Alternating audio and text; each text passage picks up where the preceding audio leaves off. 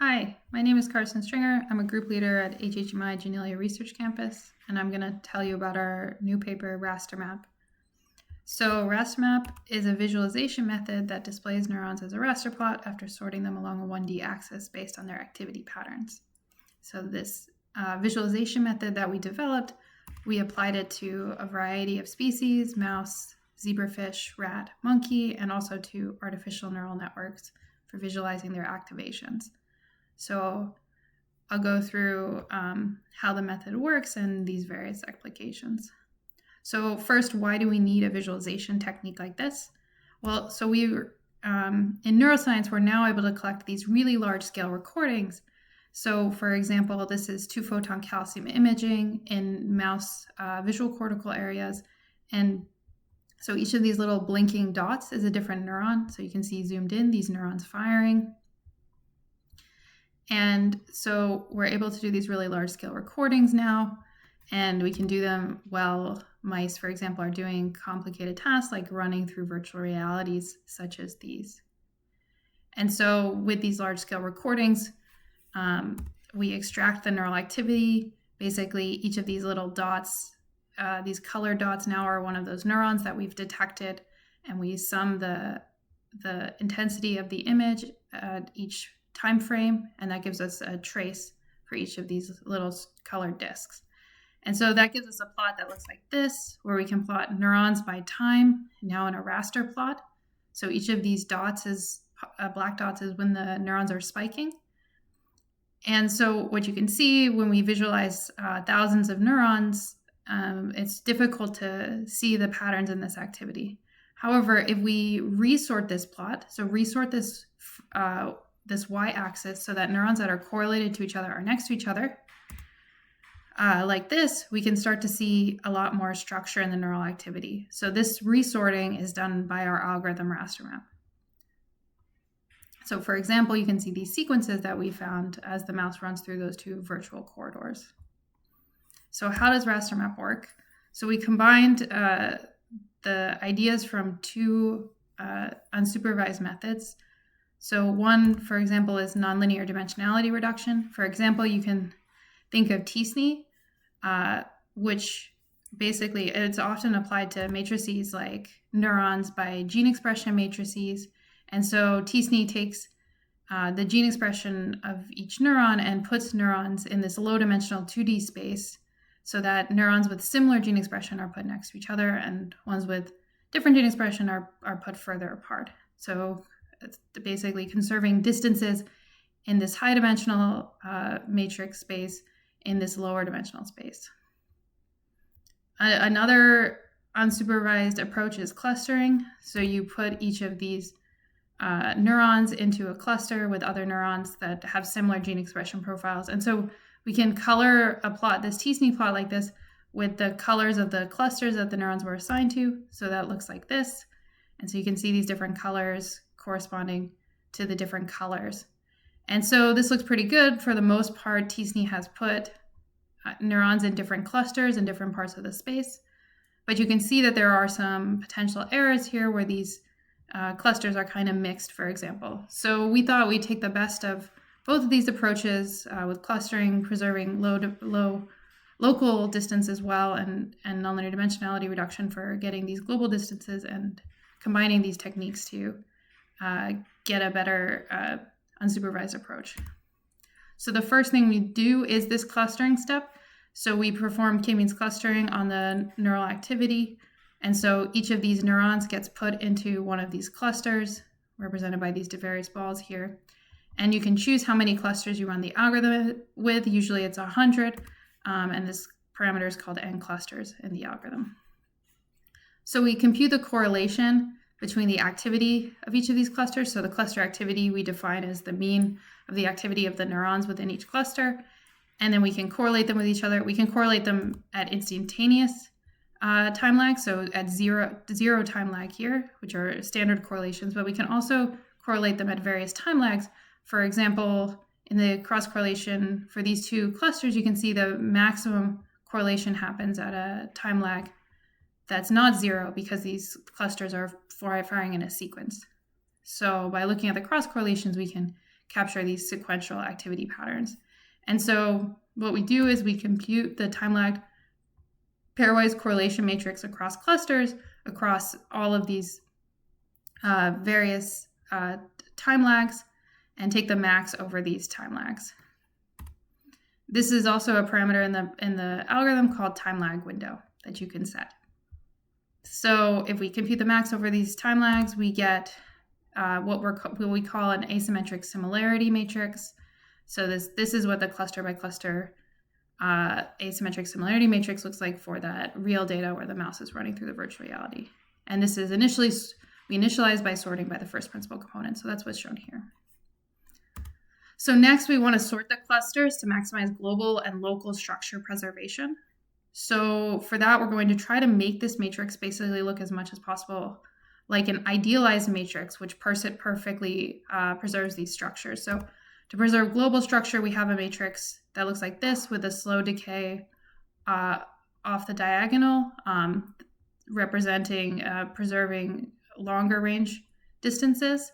And then we also have a local matching matrix, which is only positive on the first off diagonal, which allows us to preserve local structure, basically that clusters that are right next to each other should be highly correlated. And we add these two together with a weighting parameter, this W here, which in the algorithm is called locality. And so you can set this number between 0 and 1 to weight local distances more or less. And so we want to make this matrix now look as much as possible like this matrix. And we do this by basically rearranging these clusters using traveling salesman-based algorithms. So I'll show you what this looks like in practice. So here's our initial matrix. And I'll also show what the cluster activity on the right. So this is 100 clusters by time, where again, it's that thing I described where each row is the mean of all the neurons in that cluster, their activity over time. And so now we run this algorithm to resort the rows, and you can see these rows moving, and you can see the sequences start to form, which shows up as large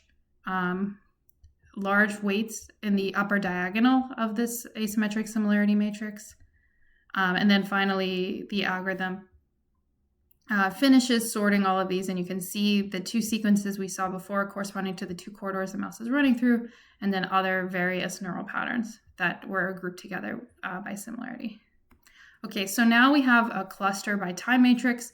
Ultimately, we want a neuron by time matrix. So the next step is we upsample these clusters and assign neurons to these upsampled cluster positions. So we only have 100 clusters.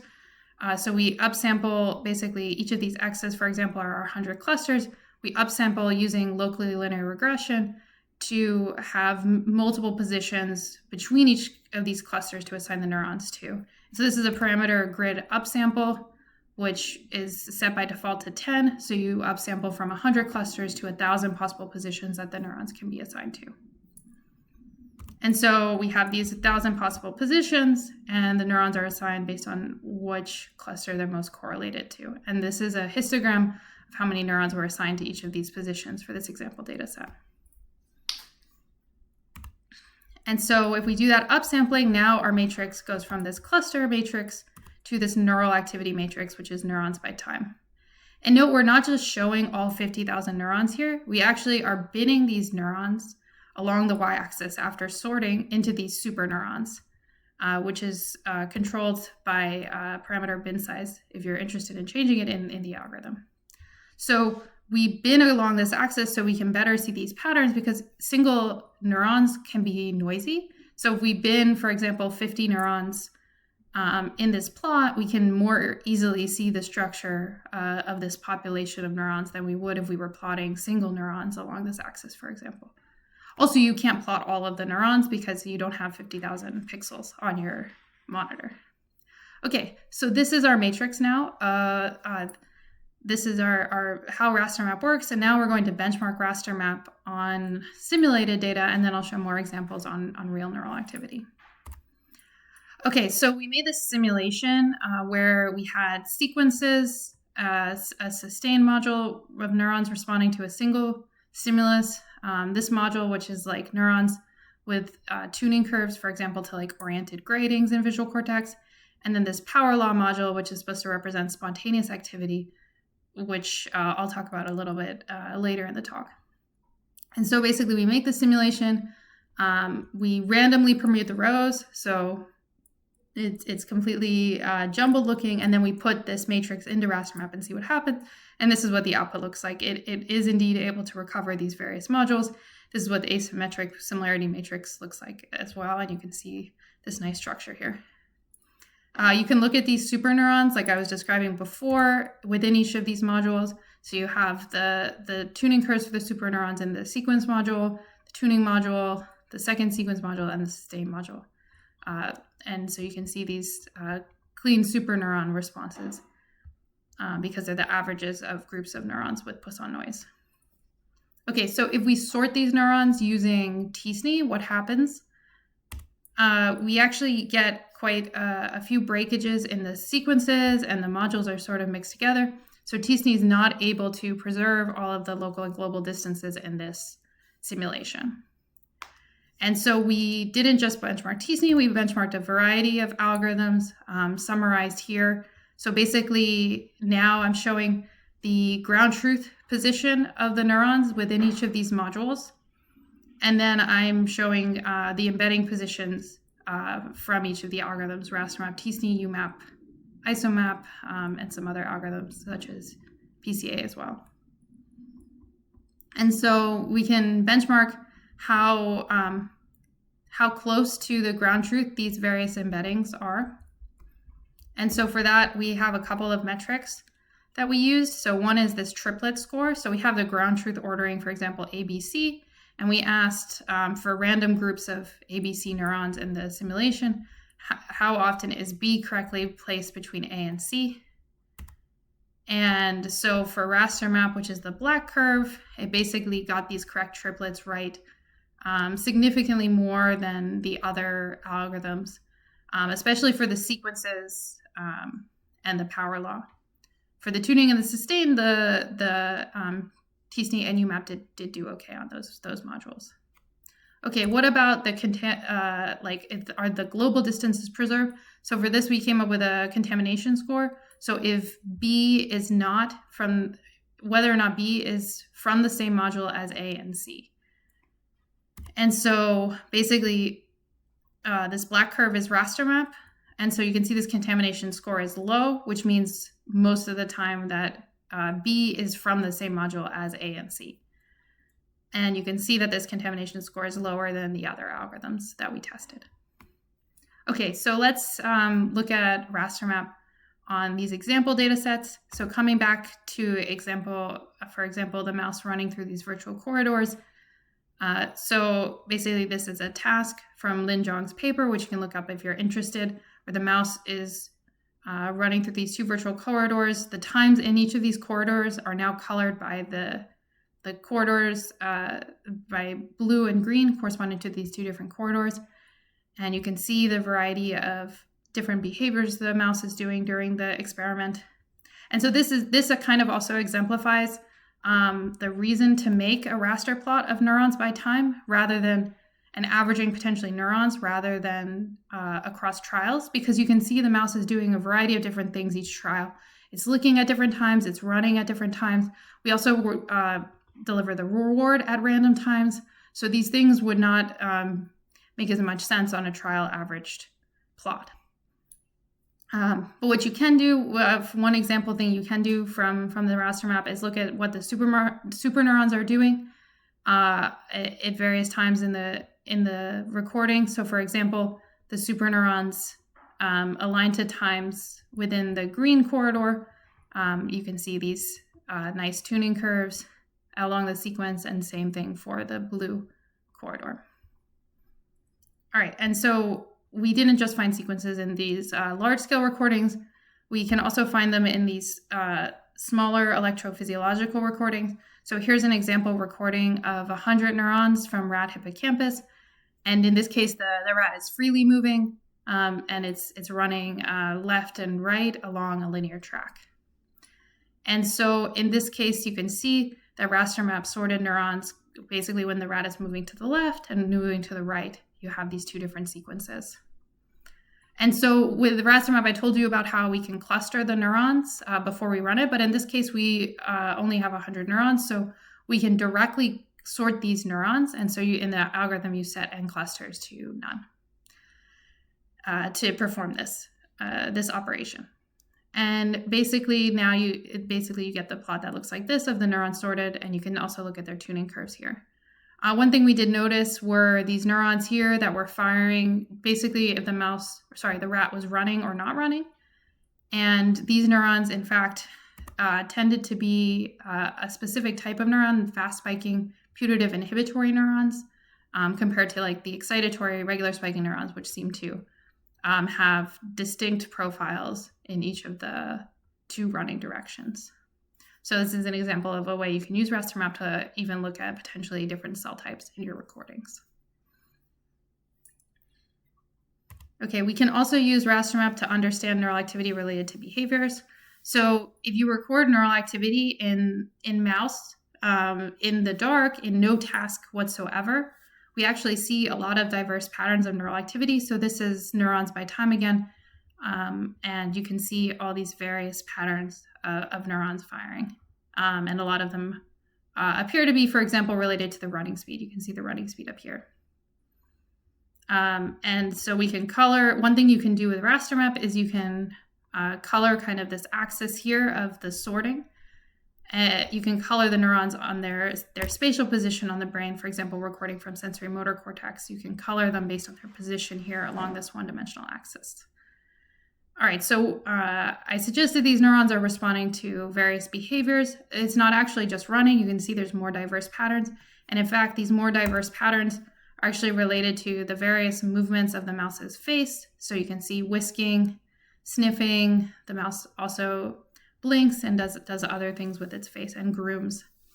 And so we took these facial behaviors and summarized them into a few specific behaviors, the running, the eye area, the whisking, and nose positions. And you can find more details about how we track behaviors and make models of neural activity from behaviors in the FaceMap paper. So we basically take these behaviors and predict neural activity. And this is what the prediction looks like. So basically, we've taken this plot on the left and replaced every neuron by its prediction from the behavior. And with Rastermap, we're able to see kind of the timescales of the sorts of behavior predictions we're getting, which neurons, for example, are predicted better or worse. And those sorts of things are easy to see when we kind of look at the Rastermap. Another thing we did with the Rastermap is we took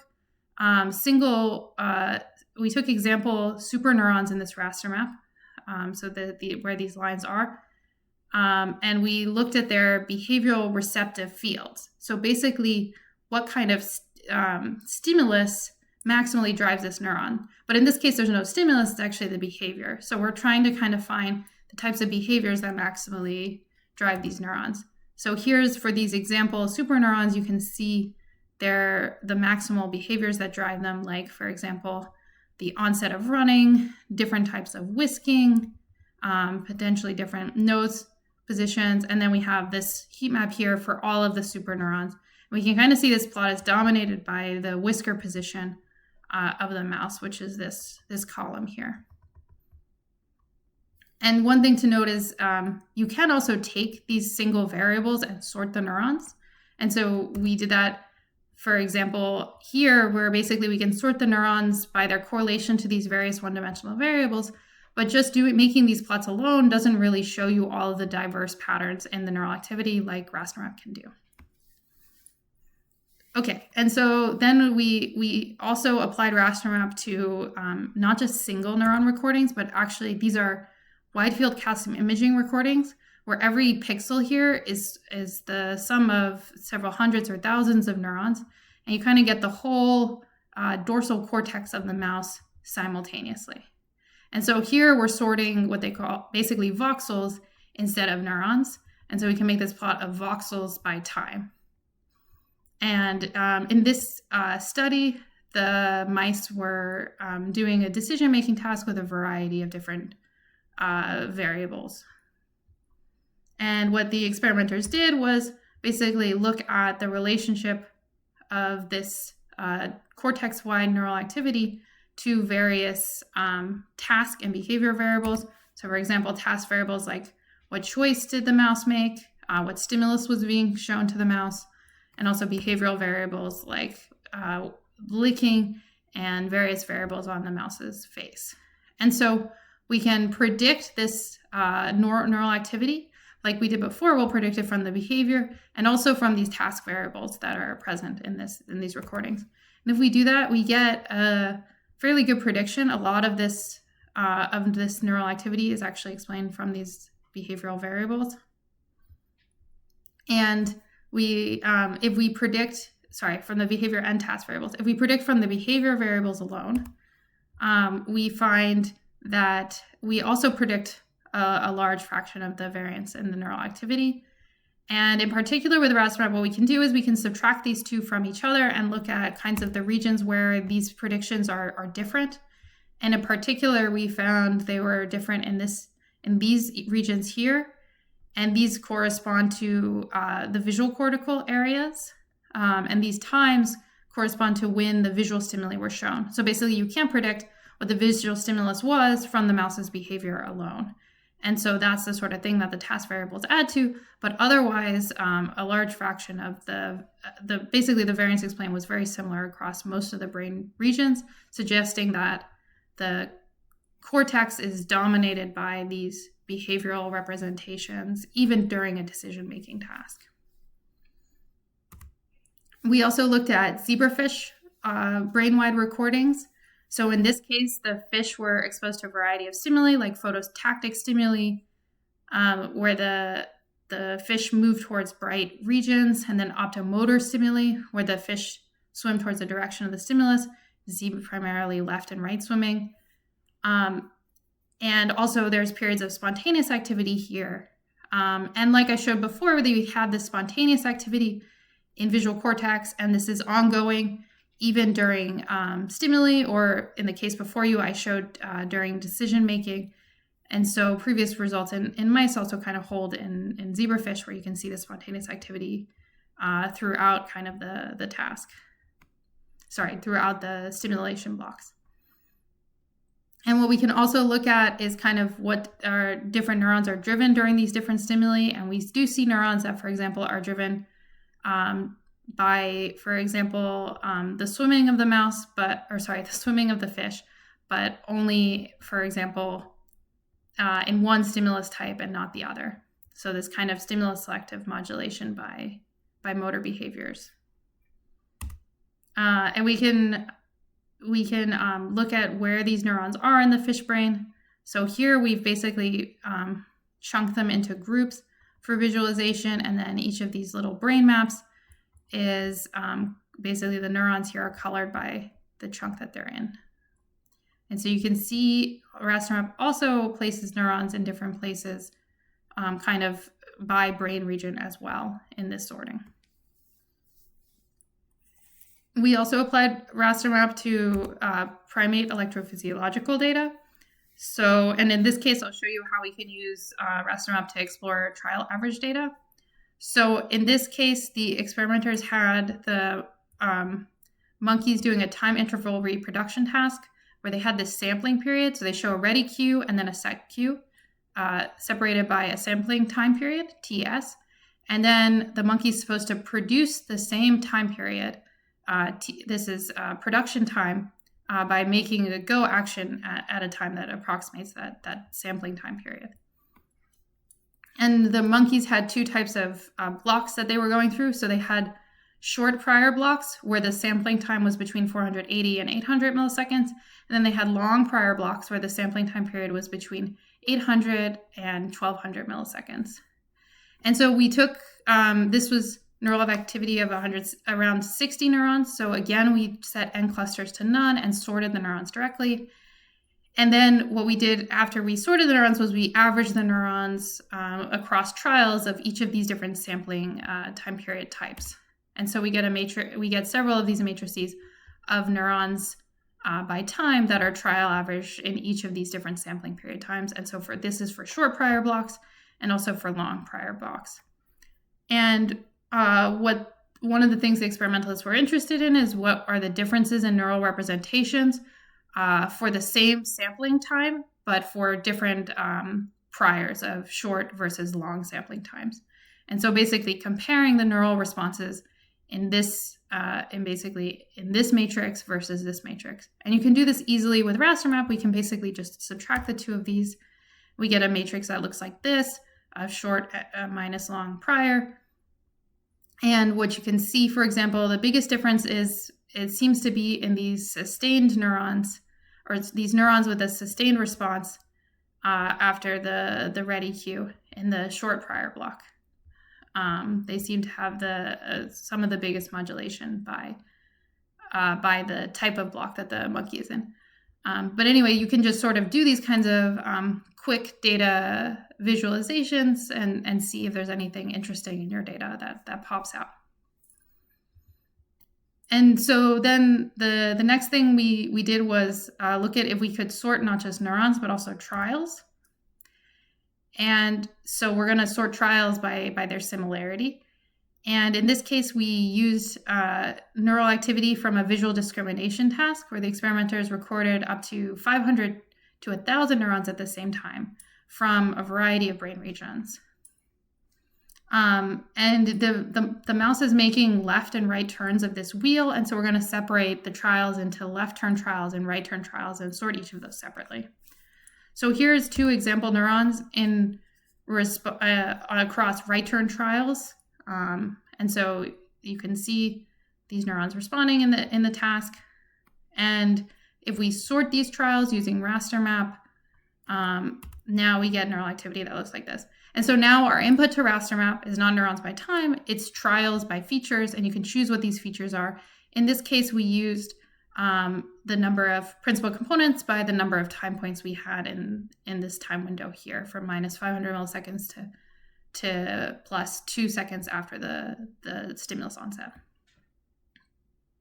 And so we can also, so this is, you can see the more structure in the responses of these neurons after we sort from by Rastermap. You can also look at it in the principal component space, and you can see a structure again in the principal components after they're sorted by Rastermap. And you see in particular, it looks like the middle trials are more similar to each other, and then the beginning and end trials in the Rastermap sorting seem to be also similar to each other. But we did find principal components that were separable from the beginning and the end of the Rastermap, which makes sense because there has to be some difference in neural representation for Rastermap to put the trials in separate parts of the Rastermap. So we were wondering what these differences in trial types are that have been sorted by Rastermap. So for example, we looked at the reaction time of the mice, and we found that the reaction time was longer in trials at the beginning and the end of the embedding from Rastermap. And these also corresponded to lower reward rates in these trials here too, these longer reaction time trials. So we were wondering, okay, what's the difference between these long reaction time trials at the beginning and the end of the embedding? We looked at the various behaviors that were tracked by the experimenters during the task, like wheel movements, here, face motion, pupil speed, etc. And we didn't see huge differences, or any differences really, between the beginning and the end of the embedding. But one thing we did find was that the beginning and the end of the Rastermap embedding actually corresponded to the first trials and the last trials of the session, actually. And so it wasn't necessary. So these long reaction time trials have different types of neural activity depending on if they're at the beginning or the end of the session, is what we found. And we kind of basically, we can find these neurons that have are late active versus early active by just looking for neurons that are late active versus early active. Here's the percentage of neurons in each of these brain areas that are late active and early active, corresponding to these two colors. Each of these dots is a single session, a single recording session. And so It seems like there's difference in neural coding from the beginning to the end of the session. So this could correspond, for example, to satiety, which has been reported in previous papers. That is one thing that would change from the beginning to the end of the session. But again, this is just kind of an illustration of how you could use Rastermap to try to more deeply explore your data in a trial-based way. Okay, and now I'm going to show Rastermap applied to artificial neural activity. So here's QRDQN neural networks trained to play a variety of Atari tasks. And so what we're sorting now in Rastermap are the activations across the various layers, the conv layers, the linear layers, and the value net activations. And so what you can see, for example, in a game like Pong, we have these sequences of activity that correspond to basically the ball moving left and right. And there's finer details here corresponding to where the paddles are and so on. We see more complex activity in games like Space Invaders and Sequest that are more complex. In Enduro, for example, basically the agents in this driving game that changes environments fairly often. So you can see it's like in snow, in the dark, on a green road. And so the neural activity in the artificial neural network changes substantially depending on the environment. We did see some neurons that seem to be context invariant, for example, like these ones. And so this is one way you could, for example, explore this activity using Rastermap. One thing we also noticed by looking at the raster maps across all of these different games was that the value network seemed to be, all of the activations of the value network seem to be very correlated to each other. So these neurons here have the green marker here, these neurons here, these neurons, and these neurons. So it seems like the representation of value in the networks is fairly low dimensional. That could be related to the task itself or the way that the artificial agents are trained. Okay, so now I'll show you how to, I'll tell you how to install Rastermap if you'd like to use it on your own data. So to do this, you want to run the following command in a command prompt or Anaconda prompt. You want to say pip install Rastermap with these brackets GUI. So that allows you to install the GUI-based version of Rastermap. And then you can open the graphical user interface with Python M Rastermap. You can also run Rastermap in a Jupyter notebook. So here's an example of the code that's available on the GitHub here, a short example code. You import the Rastermap class from Rastermap. You load in your neural activity, which is neurons by time. You fit Rastermap. So basically this Rastermap class, you declare it with all of those parameters I talked about during the talk. And then you say .fit, and you run the fit method on your spiking, on your spike data. And then this returns your model, your Rastermap class model, which has a variety of attributes. So it has model.embedding, which is the embedding position for the neurons. It has the sorting of the neurons in the embedding, isort. And then it also has that super neuron plot that I've been showing you, which is called X embedding. And so you can visualize that just with kind of an ImShow in Python to see what the super neuron activity in your data looks like. We also have several example notebooks in the GitHub repository you can take a look at that you can also open in Google Colab if you'd like to basically be able to run them without installing Rastermap locally. Okay, and so let me show you a little bit about how the graphical user interface works as well. So basically you can drag and drop your neural activity data, and now you can run Rastermap directly in the GUI, and now you can move around in time. That's the top view, is the full view, and now we're drawing clusters here, and you can see the colors here corresponding to the positions of the neurons. So in this MPZ file that the user loaded, there are also the positions of the neurons, or you can load them separately. There's an option in the file menu as well. And then for drawing these clusters, basically you right-click to start drawing and right-click to end, and then you can move these around and see where these clusters show up. And then you can save these clusters and load them in a Jupyter notebook if you'd like to explore them further with other analyses. Here's an example as well with the wide field imaging data. And so you can kind of see, so this data has been sorted already, and you can see kind of the Rastermap has put voxels in the wide field imaging next to each other that tend to have similarities in where they are in the brain and also have kind of this hemispheric symmetry. And so in summary, Rastermap can be used in a variety of data sets. So try it out. Let us know how it goes. The GitHub issues are available for you to give us feedback. And thanks for listening.